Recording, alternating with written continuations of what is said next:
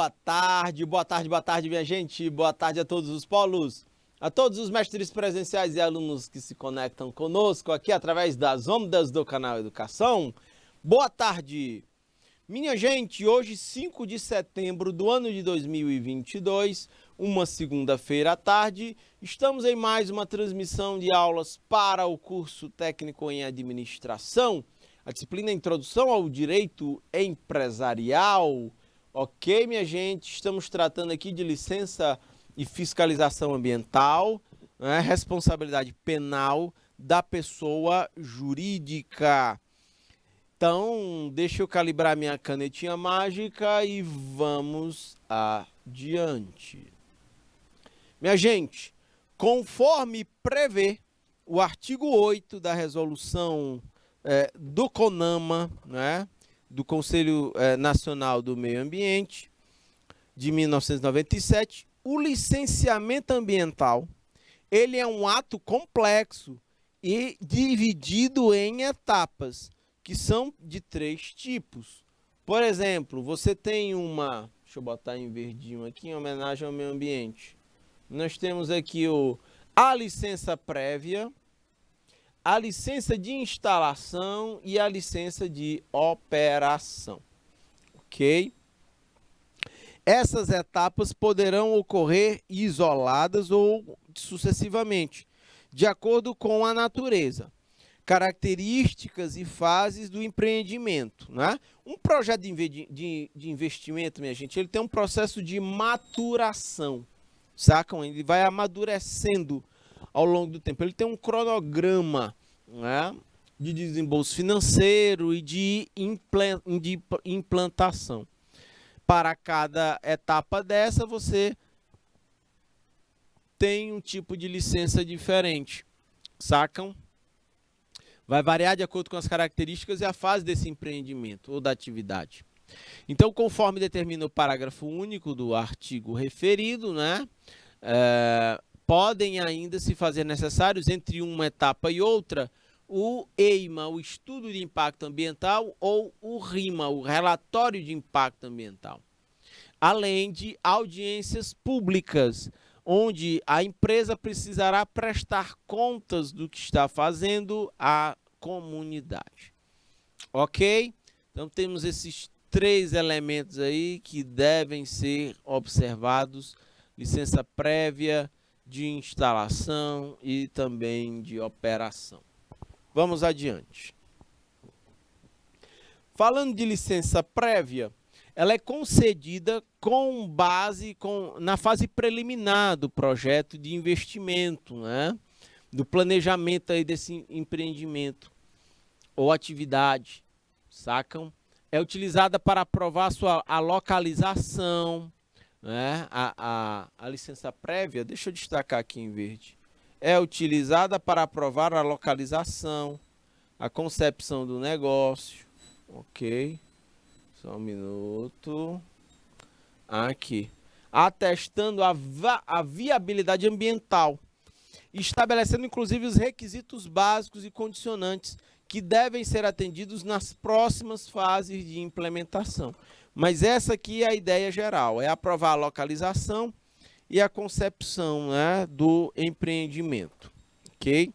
Essa licença prévia, ela não autoriza qualquer alteração física no empreendimento ou atividade proposta, né? Por exemplo, aterros, podas ou qualquer outro tipo de obra aí, pois ela é apenas uma análise do projeto, né? Ela ainda está, isso aqui é importante, uma licença prévia é uma análise do projeto, ela ainda está no mundo das ideias. Uma licença prévia não quer dizer que a empresa não é uma garantia de que o empreendimento vá conseguir obter uma licença ambiental. Ok? Tudo bem? Câmbio.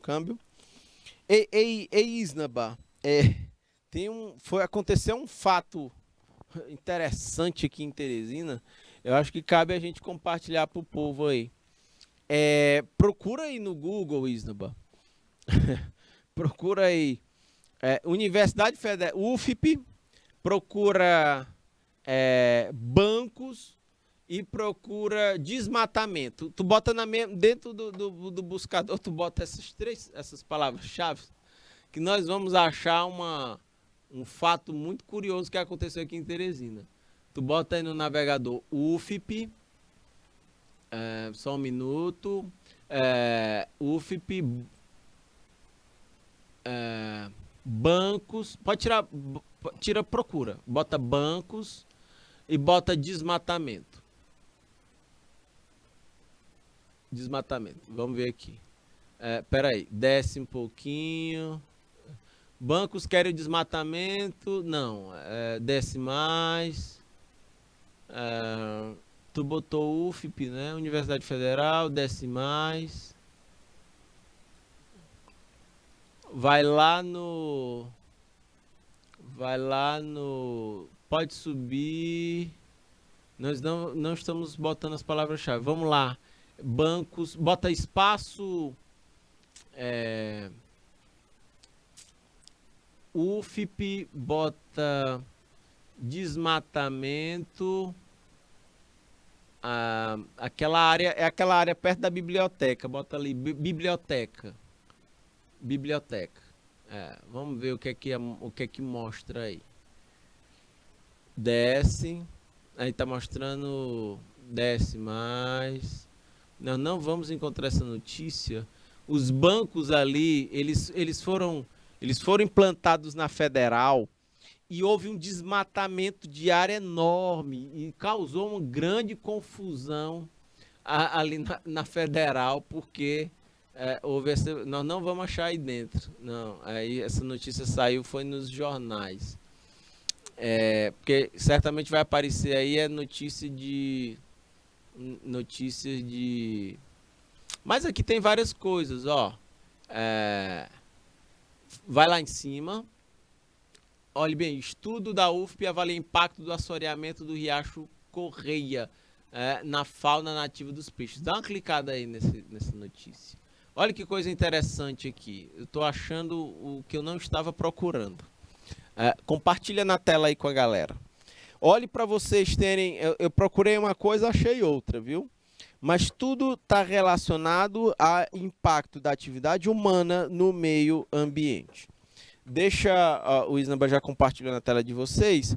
Eu vou só ampliar aqui para ficar melhor a leitura. Estudo da UFP avalia impacto do assoreamento do Riacho Correia na fauna nativa dos peixes. Ó, tá aqui. Vou diminuir um pouquinho. Um estudo liderado pelo professor Daniel Coutinho está realizando um monitoramento no Riacho Correia, afluente do rio Gurgueia, na bacia do Parnaíba, na cidade de Alvorada do Gurgueia. Olha só. Localizado no sul do Piauí, a ideia é avaliar os impactos do assoreamento na fauna de peixes nativa. Ao longo da pesquisa está sendo realizada em parceria com orientandos do laboratório lá. Estão sendo levantados dados para analisar quais os peixes aparecem no local, quais os permanecem e quais os tipos de peixes desaparecem, bem como a relação desses animais com o ambiente, as condições em que estão inseridos. O Riacho Correia aqui é intermitente ou temporário, ou seja, durante o período de chuva ele está cheio, mas ele pode secar em período de estiagem. E aí, como parte desse estudo, houve uma expedição que percorreu os trechos de água estagnada contidos na fazenda, lá em Alvorada do Gurgueia, mas após a proposição do projeto, todo o curso do riacho está sendo monitorado, são 45 quilômetros. De acordo com o Daniel Coutinho, o assoreamento, ou seja, quando você desmata a margem do rio e cai, boa tarde paulistana, quando cai água, quando detritos ali da margem caem no leito dos rios, a gente vai ter esse assoreamento, pode transformar um ambiente de água corrente em um ambiente de água parada. Isso pode afetar a fauna dos peixes de várias formas. Por causa da atividade agrícola, realizada nas proximidades, o riacho está sendo cada vez mais assoreado, porque para plantar é necessário desmatar. Esse desmatamento faz com que o solo fique descoberto e a água, consequentemente, vai levando parte dessa areia para o rio. O nosso estudo propõe fazer um monitoramento permanente do local para ver esse assoreamento, como é que ele vai modificar a comunidade de peixes. Olha aqui, muito interessante essa pesquisa aqui feita pela galera lá em Alvorada do Gurgueia. Ok, minha gente? Pode voltar para o slide Isnaba, por favor. Ok? Vamos adiante, minha gente. Então, muitas atividades no mercado são feitas sem nenhum tipo de etapa dessa, sem licença prévia, sem licença de instalação, nem de operação, ok? Vamos adiante. Ainda sobre licença prévia, ela pode ser precedida, né? Ou seja, antes de uma licença prévia, pode ser que venha o estudo de impacto ambiental ou o relatório de impacto ambiental, ok? O inciso 1º do artigo 10, da resolução do CONAMA, prevê ainda que deverá constar obrigatoriamente a certidão da Prefeitura Municipal declarando que o local e o tipo de empreendimento estão em conformidade com a legislação aplicável. Vocês lembram que eu dei como exemplo aqui a história lá da fábrica de caixas d'água? A fábrica teve que sair de uma região residencial para uma região em que ela gerasse menos impacto, né, na vida das pessoas ali ou no meio urbano. É bem isso aqui. É porque todo empreendimento ele precisa ter uma certidão da prefeitura de que onde ele está localizado é uma área adequada para o desenvolvimento da atividade, ok? Seja no uso e ocupação do solo, autorização para a supressão de vegetação, de repente, aquele empreendimento que vai ser feito, ele precisa desmatar uma determinada área de vegetação, pode ser pelo uso da água que vai ser feito, e todas essas certificações, essas certidões no caso, elas precisam ser emitidas pelos órgãos competentes do meio ambiente, ok? Por isso que há um lobby político de atividades que têm forte impacto sobre o meio ambiente para que haja uma flexibilização da legislação ambiental, para que fique mais fácil, operar sem necessariamente a pessoa estar em conflito com a legislação ambiental. Falamos de licença prévia, mas agora eu falo de licença de instalação. A licença de instalação, ela autoriza a instalação de empreendimento ou atividade, porque aí é uma outra etapa. Ali é projeto. E o que o projeto prevê? E se ele tem autorização. Agora é implantação de fato.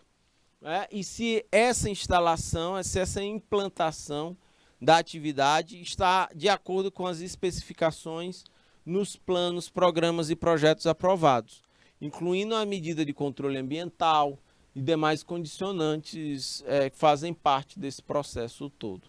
Então, essa licença de instalação autoriza o empreendimento a iniciar não só a operação, mas iniciar a sua implantação.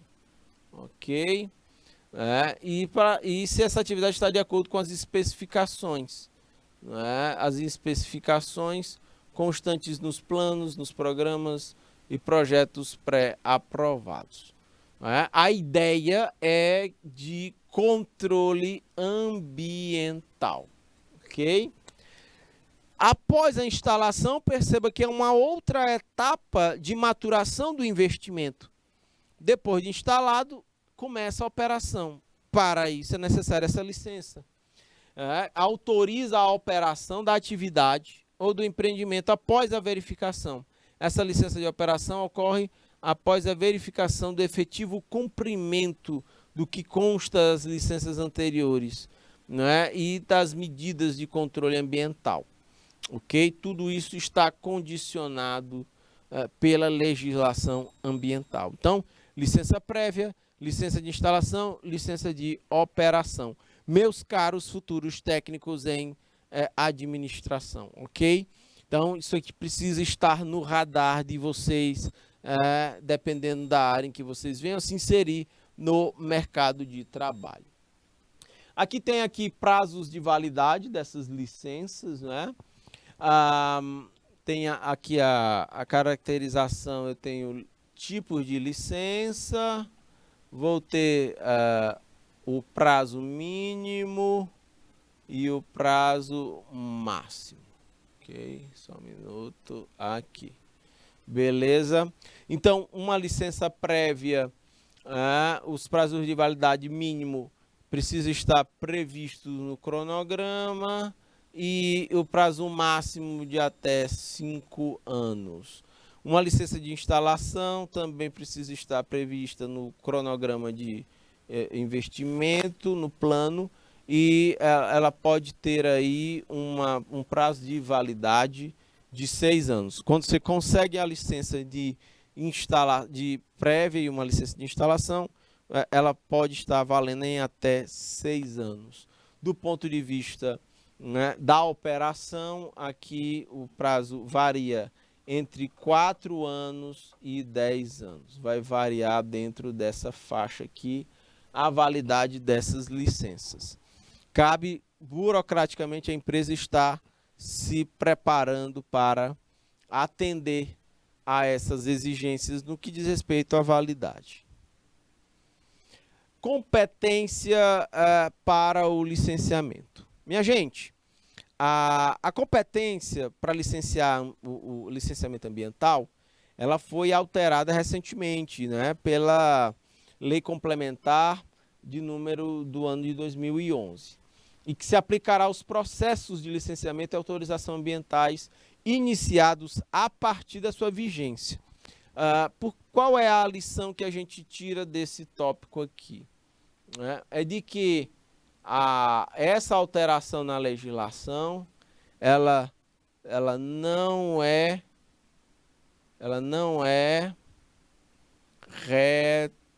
retroativa.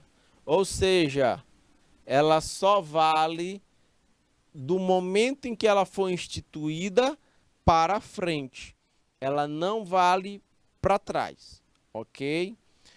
Essas legislações todas, elas têm essa pegada.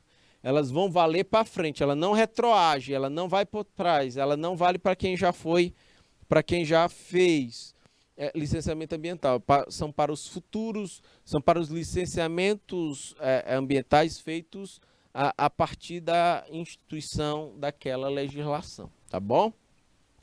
Por essa razão, a gente divide esse tópico em duas hipóteses: de licenciamentos anteriores à entrada em vigor da lei complementar e do licenciamento após a entrada dessa lei complementar. A competência para o licenciamento, vamos lá, continuando aqui. A resolução 237 do CONAMA, ela alterou as regras de competência para o licenciamento ambiental. Antes, elas eram fixadas pelo CONAMA. Muito se discute, minha gente, acerca da constitucionalidade desse dispositivo aqui, em face da própria repartição constitucional e das competências ambientais. Quando a gente fala de constitucionalidade, é saber se de fato essa lei complementar ela está em acordo com a Constituição Federal de 1988. É por isso que a gente coloca aqui essa discussão, se ela é constitucional ou não. Vamos lá. De qualquer forma, destaco em amarelo. Nós temos regras de competência para o licenciamento, utilizadas antes dessa lei complementar, sacam? Um primeiro ponto a destacar é o IBAMA. A gente tem o Instituto Brasileiro do Meio Ambiente e dos Recursos Naturais Renováveis. Essa aqui, ela é uma autoridade, que a gente vai falar, uma autoridade ambiental. O IBAMA. Eu acho que é o mais famoso, inclusive, ok? O IBAMA. A gente tem os órgãos ambientais estaduais e do Distrito Federal, as secretarias, por exemplo, do meio ambiente. Nós também temos elas. E temos os órgãos ambientais municipais, né? As secretarias municipais do meio ambiente. Quando a gente fala de competência, a gente está falando aqui em relação a quem é o responsável para tratar das questões relacionadas a licenciamento, a fiscalização e até a responsabilidade penal. A competência para o licenciamento, continuando aqui. O IBAMA, destaque em amarelo, o licenciamento ambiental de empreendimentos ou atividades com significativo impacto ambiental e de âmbito nacional ou regional. Aqui seria de competência do IBAMA. Empreendimentos de grande impacto ambiental e de âmbito nacional ou regional. Localizadas ou desenvolvidas conjuntamente no Brasil e em país limítrofe, no mar territorial, ou na plataforma continental, ou na zona econômica exclusiva, ou em terras indígenas. Aqui está definindo, né, qual é a área geográfica de abrangência, né, da competência do IBAMA. Ok? Tudo bem, minha gente? Câmbio, sim ou não, por favor? Vamos adiante. A gente tem também aqui as unidades de conservação. Elas do domínio da União, né? Quando eu digo União, estamos falando de governo federal. Então, mas essas unidades de conservação de domínio da União, elas podem ser localizadas ou desenvolvidas em 2 ou até em mais estados, cujos impactos ambientais diretos ultrapassem os limites territoriais, inclusive do país ou de um ou de mais estados. Percebam aí, também fica de competência do IBAMA essas unidades de conservação aí, que às vezes os seus limites perpassam aí mais de um estado, quem sabe limites territoriais do país. Ok? Tudo bem? Óbvio que isso precisa ser avaliado com muito critério, para que não hajam problemas relacionados a conflitos conflitos diplomáticos entre países vizinhos.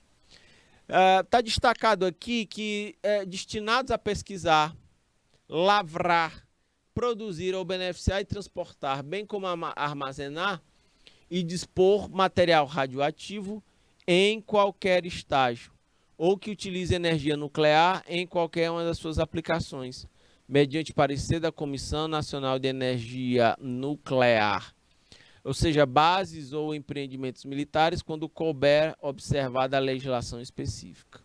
Ok?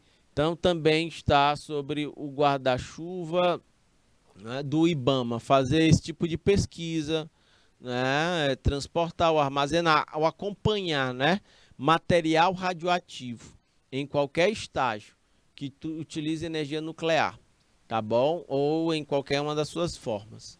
É importante que se tenha isso. Ou empreendimentos militares, né, desde que observada a legislação específica.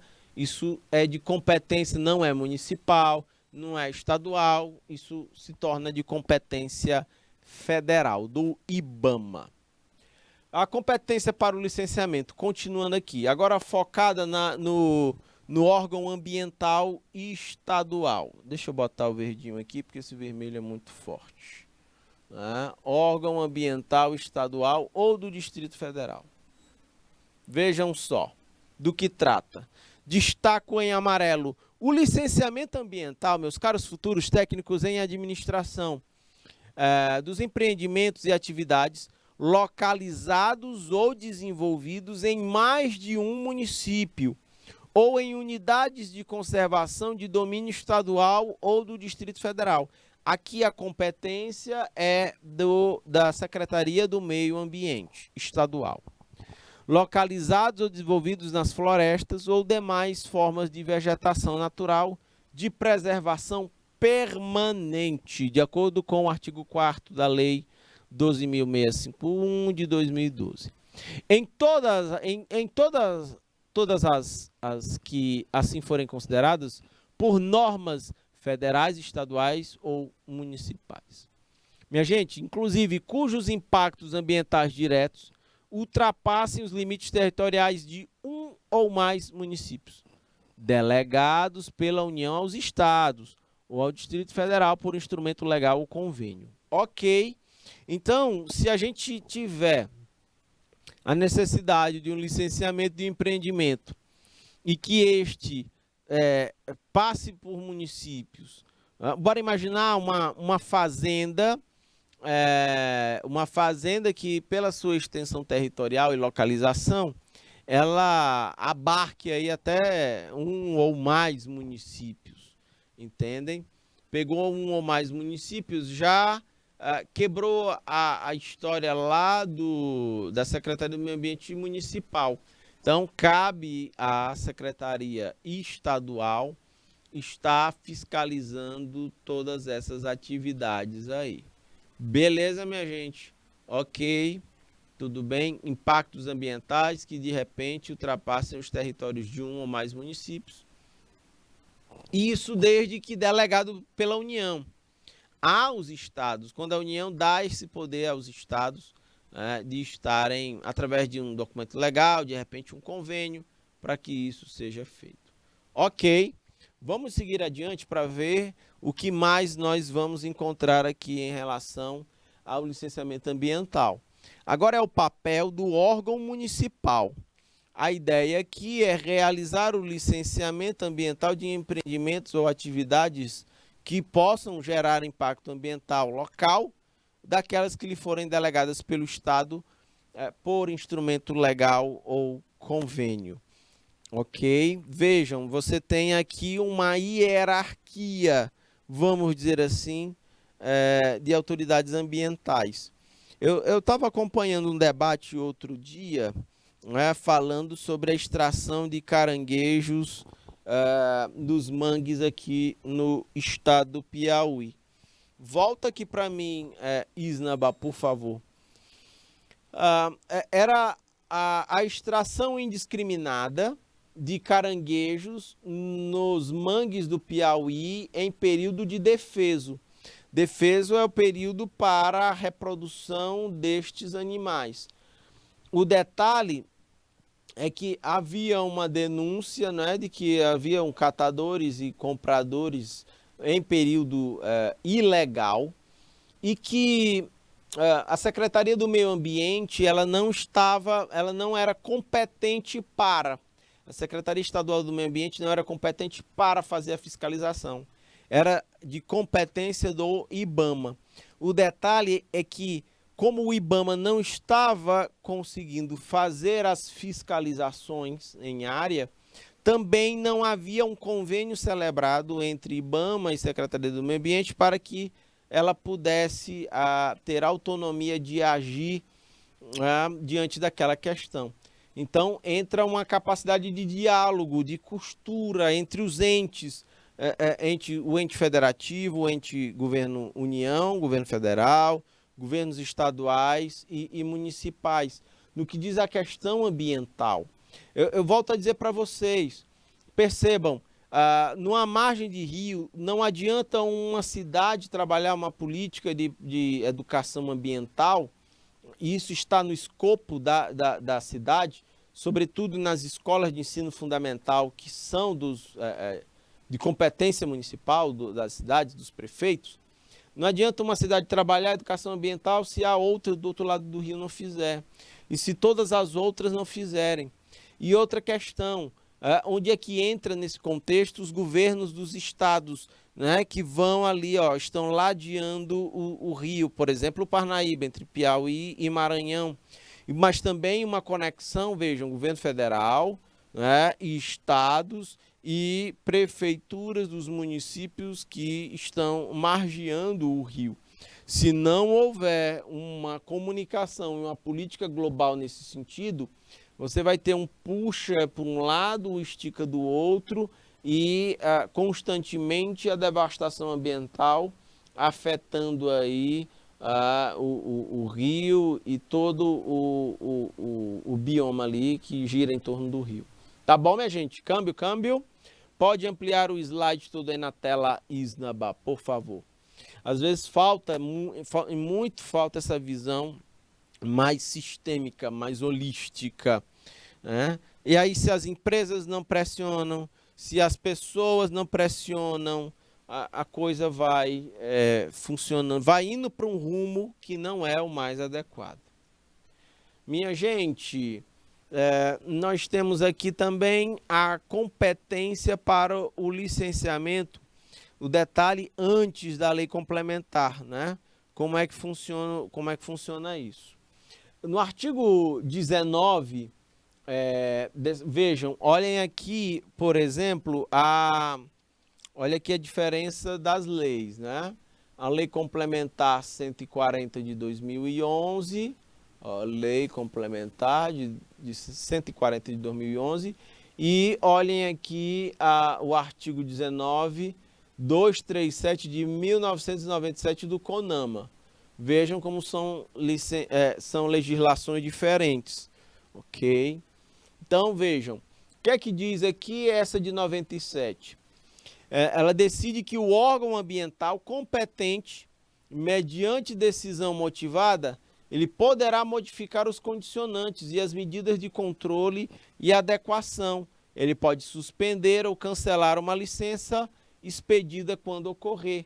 Ou seja, essa legislação de 97, ela dava até mais autonomia para os órgãos ambientais, ok? Que estivessem competentes sobre a matéria.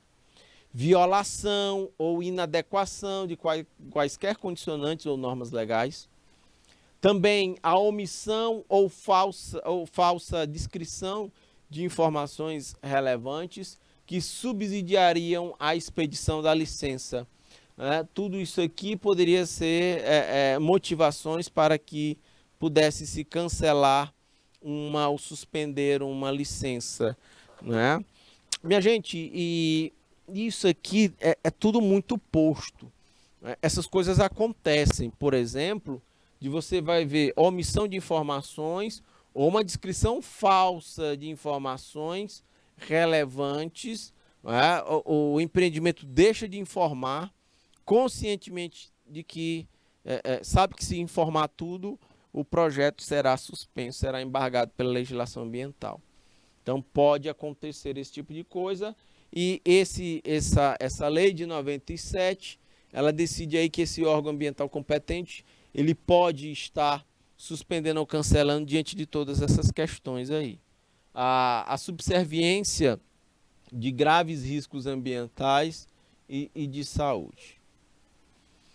Agora, cumpre fazermos aqui algumas observações. Vejam só, as modificações somente poderão ser exigidas para incidir sobre as condicionantes e medidas de controle de mitigação.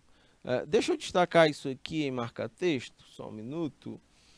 As modificações somente poderão ser exigidas para incidir, né, sobre os condicionantes e medidas de controle e mitigação, quando da renovação da licença de operação. Pois, enquanto a licença estiver vigente e atual, a princípio, aquele que estiver regularmente licenciado, segundo os padrões vigentes da época do licenciamento, ele não poderá ficar sujeito a modificações a todo o momento. Então percebam, se o projeto de empreendimento ele é aquele que está enquadrado aqui, deixa eu voltar, se ele está enquadrado aqui nessa resolução de 97 do CONAMA, essas modificações incididas, elas só poderão ocorrer quando for na renovação da licença de operação. Quando é a licença de operação? A gente já viu aqui os prazos. Só um minuto. Estou chegando lá. Cadê? Tá aqui. De operação. Está entre 4 e 10 anos. Se a legislação que foi vigente durante a expedição da licença, ela foi anterior àquela legislação lá, passada, de 97, só quando eu for renovar entre 4 e 10 anos, é que aquele projeto de empreendimento poderá sofrer algumas adequações com base na lei nova, na lei complementar de 2011, certo? Então, nós temos esses pontos a serem destacados, ok? De acordo, e aí está aqui destacado em amarelo, segundo o Marchesan, o Steigleder, nome difícil de falar, e o Capelli, abre aspas, diante da superveniência de graves ou riscos ambientais e de saúde decorrentes da atividade licenciada, o órgão ambiental competente poderá impor restrições e novas condicionantes da atividade, sempre que isso aqui estiver em risco. Ó, deixa eu botar aqui, ó, diante da subserviência de graves riscos ambientais, é possível que modificações possam ser feitas. Ok? Porque a legislação, ela é um tanto quanto estática, né? Mas vejam, a sua interpretação precisa ser dinâmica. Não adianta eu ter uma legislação dizendo uma coisa, enquanto graves riscos ambientais e a saúde das pessoas estão literalmente em evidência. Então, aplica-se aí a lei. É possível que isso aconteça. Em um contexto de dinâmica mutação, considerações ligadas à responsabilidade ambiental das empresas, elas são constantes, minha gente. A gente vive num contexto muito dinâmico e de mutação. Volta aqui para mim, Isnaba, por favor. Ora, a gente vive hoje numa sociedade cada vez mais incerta, há uma incerteza muito grande, nada é mais linear, tudo é flutuante, existe uma ambiguidade muito grande. Quando eu digo ambiguidade, eu estou me dizendo que, às vezes, a mesma coisa pode ter diferentes interpretações. Óbvio que isso torna esse ambiente muito mais complexo. Minha gente, gerir, conduzir ou coordenar algo nesses tempos atuais é completamente diferente de em momentos anteriores. Então, isso exige muito mais esforço dos tomadores de decisão, muito mais esforço das autoridades que regulamentam, entendem? Que regulamentam aí esses processos. Sacam? Essa é uma questão importante. Pode ampliar o slide aí, Isaba. Então, assim, a realidade hoje é muito dinâmica e a gente precisa dar conta disso.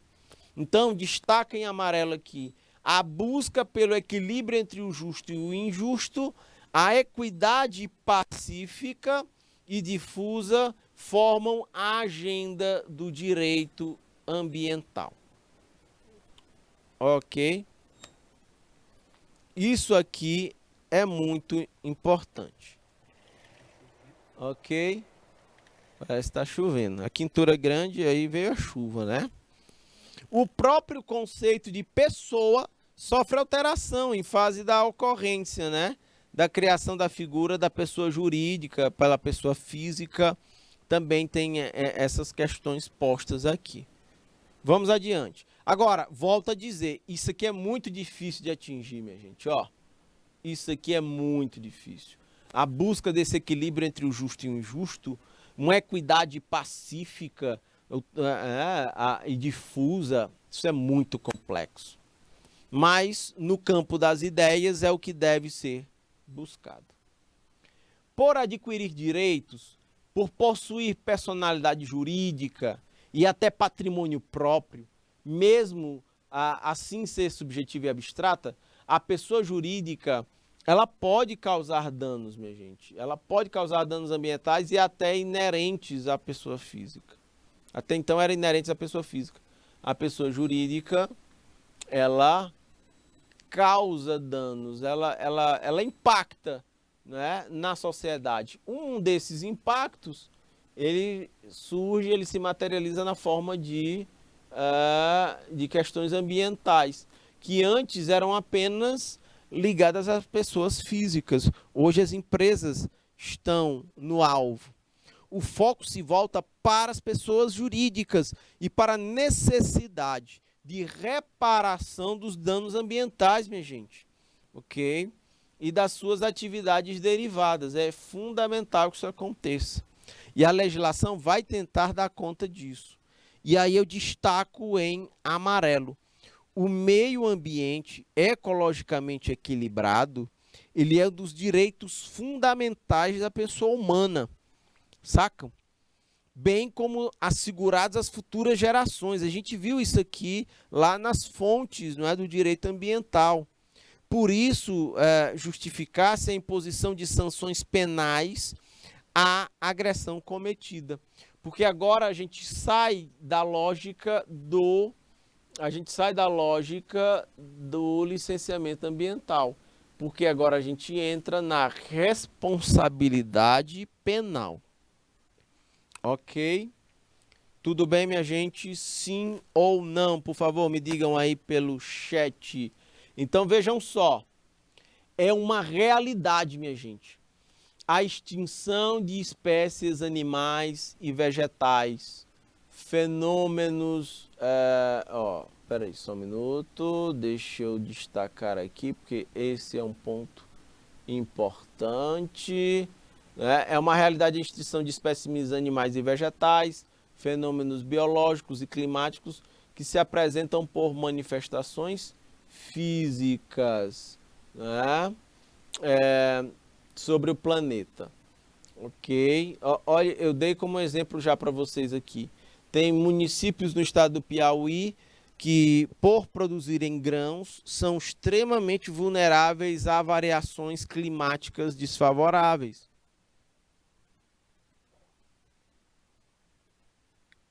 Sacam isso? Então, conforme a normatização constitucional, e aí está no artigo 225, no inciso 3º, o que é que está sendo dito? Destaca em amarelo. As condutas e as atividades consideradas lesivas ao meio ambiente, elas se sujeitarão, os infratores, sejam pessoas físicas ou jurídicas, a sanções penais e administrativas, independente da obrigação de reparar os danos causados. Por isso que isso aqui está diretamente ligado à responsabilidade penal. Vamos adiante, porque isso aqui vai ficando cada vez mais claro. Vejam. Aquele que pratica o ilícito ambiental, por um mesmo ato, ele pode ser responsabilizado, alternativa ou cumulativamente, né, na esfera penal, administrativa e civil. Há um acúmulo aí nesse contexto. Na esfera civil, a obrigação reparatória de danos gerados a partir de condutas antiambientais,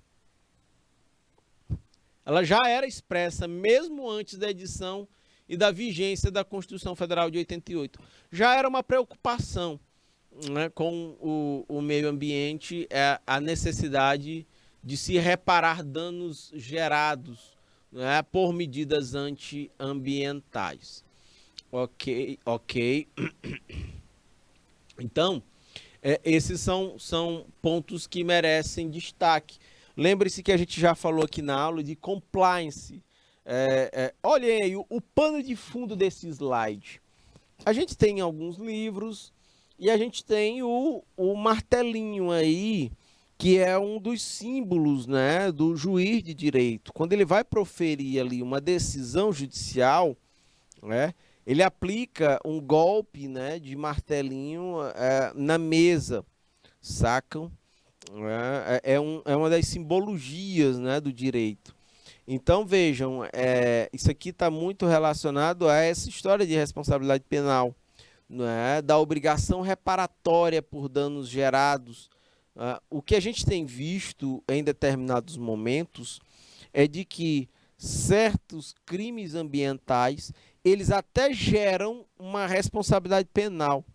Só que ela é baixa, a responsabilidade penal, civil ou administrativa, mas ela é muito pequena diante dos ganhos, não é, que o empreendimento lá que cometeu o crime ambiental é capaz de faturar.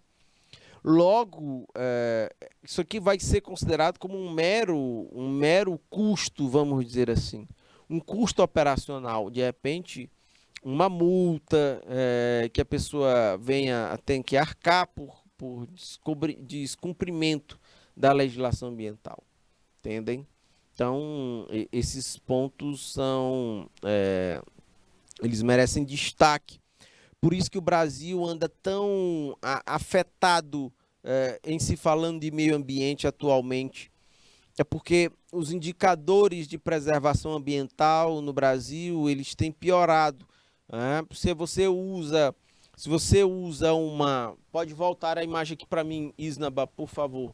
Se a gente usa um termômetro para avaliar a temperatura do corpo, se a gente usa exame de sangue para fazer uma série de avaliações sobre o estado de saúde, se a gente usa a pressão, né, para ver como é que está aqui o estado de saúde, a gente tem uma série de indicadores de questões ambientais que nos permitem ver como é que está o nosso patrimônio ambiental, como é que está a sua valorização ou a sua degradação. E todos esses indicadores têm piorado nos últimos tempos. É por isso que a gente precisa voltar a sermos atores. É porque, de certa forma, há uma flexibilização desses impactos ambientais. Lembram-se quando eu falei ainda há pouco da aula da ambiguidade?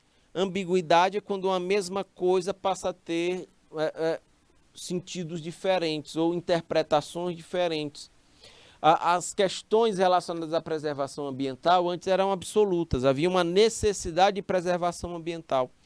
Hoje, essa coisa está relativizada. É como se a preservação ambiental ela pudesse ter mais de um sentido, né? Tanto de preservar como, de repente, de não preservar em função de atividades econômicas. E aí, quando acontece isso, né, não basta eu ter uma lei proibindo, você vai ter gente quebrando a legislação ambiental, quebrando os limites da legislação ambiental e sem medo da penalização. Então fica uma questão baldeada. É meio que terra de ninguém. Você começa a ver o descumprimento das legislações, porque se entende que ambientalistas entendem que é certo preservar. E produtores ilegais entendem que também é certo produzir mesmo que ilegalmente. Veja a ambiguidade. Sobre a mesma questão, eu tenho dois pontos de vista diferentes, né? E isso tem comprometido muito a reputação, né? A reputação e a imagem do Brasil enquanto grande player dentro das questões de preservação ambiental. Nós já vimos aqui na disciplina, o Brasil foi um grande protagonista e histórico lá na época da Rio 92, e essa coisa ela é importante estar nos anais do meio ambiente mundial, global, e o Brasil, bem, agora a gente precisa resgatar esse papel de protagonistas, tá bom? Porque não há desenvolvimento econômico sem observar a justiça social e sem observar o ambientalmente correto. Pode ampliar o slide todo aí na tela Isnaba, porque agora o conceito de desenvolvimento ele é mais amplo, beleza? Vamos adiante. Conforme Paulo de Bessa Antunes destaca em amarelo, é uma interpretação acerca do dano ambiental. Esse pode ser entendido como uma poluição que ultrapassa os limites do desprezível, do negligenciável e causa alterações adversas no meio ambiente. Sacam? Nesse sentido, aí tem um outro autor, que é o José Rubens Morano Leite, em obra de referência sobre a matéria, ele vai afirmar que o dano ambiental, ele é toda lesão considerada intolerável, causada por uma ação humana, seja ela culposa ou não. Né? Quando eu falo de culposa ou não, a gente está se referindo aqui a mesmo tendo a intenção ou não, ok? Diretamente ao meio ambiente e classificado como macro bem de interesse da coletividade, em uma concepção totalizante ou indiretamente a terceiros, tendo em vista o interesse próprio e individualizáveis e que refletem no macro do bem. Isso aqui é usado para a gente tentar entender até onde um certo impacto na atividade econômica ele é aceitável, até onde ele é intolerável, né, porque ele pode comprometer o bem-estar da coletividade. Ok, minha gente? Tudo bem? Vamos adiante. Meus caros futuros técnicos em administração, diante das ponderações estabelecidas, a gente pode dizer que os danos ambientais, e aí deixa eu usar o Ricardo Álvares Viana, né? Deixa eu usar aqui a citação dele, abre aspas. As manifestações lesivas, os danos ambientais, degradadoras, poluidoras e perpetradas pelo homem, ou decorrentes de atividades de risco exercidas por este perante o patrimônio ambiental. Por patrimônio ambiental, minha gente, entendam aí, é o conjunto de elementos da fauna, né, animal, da flora vegetal, da água, do ar, do solo, dos recursos minerais, artificial ou construído, seja espaço urbano edificado ou habitável. E também entra aí nessa questão do meio ambiente também o cultural. Aí a gente está falando de patrimônio histórico, artístico, estético, turístico ou paisagístico. Mas também, por meio ambiente, a gente entende a dimensão do trabalho, que são as normas de saúde, de segurança do trabalhador, que podem romper com o equilíbrio ecológico. Vejam, a noção de dano ambiental é muito amplo. Eu vou só destacar aqui, né, com o verdinho, os elementos. Ó. Ele pega o patrimônio ambiental, o patrimônio artificial construído. Quer um exemplo de patrimônio artificial construído? Em Brasília, o Lago Paranoá é um lago artificial, ele não existia ali, mas ele é uma fonte de abastecimento de água lá em Brasília. Ele foi um espaço urbano edificado, habitável, no caso lá, foi construído lá o Lago do Paranoá. Também entende-se por patrimônio cultural, olhem aqui, então todos esses elementos entram na conta. Por histórico, artístico, estético e também do trabalho, né? Ok? Capazes de romper com o equilíbrio ecológico. Olhem como é ampla a noção de meio ambiente. Ao falarmos de dano ambiental, a discussão envolve muito mais do que os danos patrimoniais, incluindo-se, sim, também danos extrapatrimoniais, os danos morais entre nós, de acordo com o José Rubens Morato Leite. O referido autor, ele vai definir os danos morais ambientais como, eu destaquei em amarelo, todo prejuízo não patrimonial ocasionado à sociedade ou ao indivíduo em virtude da lesão ao meio ambiente. Quando a lesão ao ambiente ocasiona transtornos imateriais, seja de ordem, por transtornos imateriais, vejam aqui os valores de ordem espiritual, moral ou ideal, né? Seja ao indivíduo ou à sociedade, poderá haver a configuração de um dano moral ambiental. O dano ambiental pode ser classificado a partir de duas categorias. pode ser a natureza do bem violado ou dos interesses lesados. Deixa eu dar mais exemplos de transtornos imateriais. Volta aqui para mim, Isnaba, por favor. Quando vai se fazer um grande investimento, pode me botar todo na tela.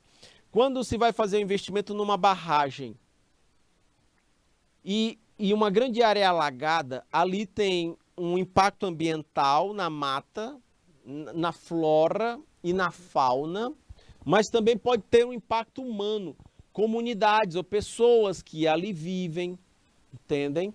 E aí vejam como essas questões elas podem ser imateriais. É o pertencimento, pessoas e comunidades que viveram ali, têm que ser desalojadas, irem morar em outro lugar. Isso entra também na conta. Pode ampliar o slide todo aí na tela, Isnaba, por favor. Vamos adiante. O dano ambiental individual é um reflexo, né? Eles lesam, né, a esfera do indivíduo em seu patrimônio ou saúde e atingem o ambiente de forma imediata e o indivíduo também.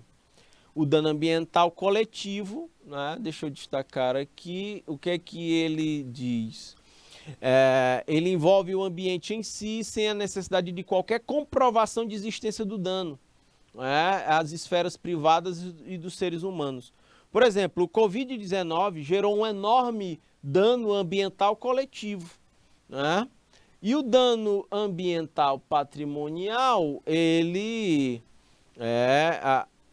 está relacionado à propriedade de um bem que é de uso do povo. Eu também tenho dano ambiental extrapatrimonial.